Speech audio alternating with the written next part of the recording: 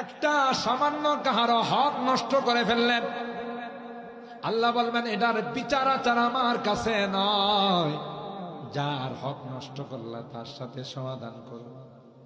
এইভাবে দুইটা পশুর মধ্যে যদি আল্লাহ ইনসাফ কায়েম করেন, তাহলে আশরাফুল মাখলুকাত মানবের মধ্যে ইনসাফ কায়েম করবেন না? কথা বলে।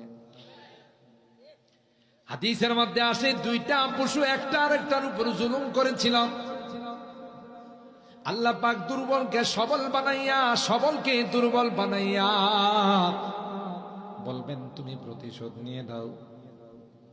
প্রতিশোধ নেওয়া হয়ে যাবে, তখন আল্লাহ বলবেন কুনা তুরাবা, মাটি হয়ে যাও। সুবহানাল্লাহ।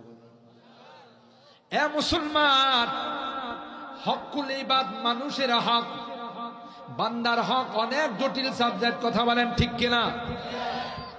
এমনি খেল তামাশা হাসির চলে, কেউ কাহারও কোনো হক যদি নষ্ট করে ফেলে, এই হক দুনিয়াতে না হলো পরকালে আদায় করতে হবে। ঠিক কিনা বলেন?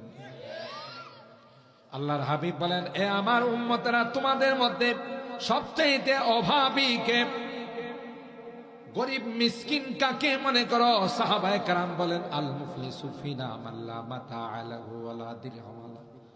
আমাদের মধ্যে যার টাকা নাই, পয়সা নাই, তাকে আমরা অসহায় মনে করি।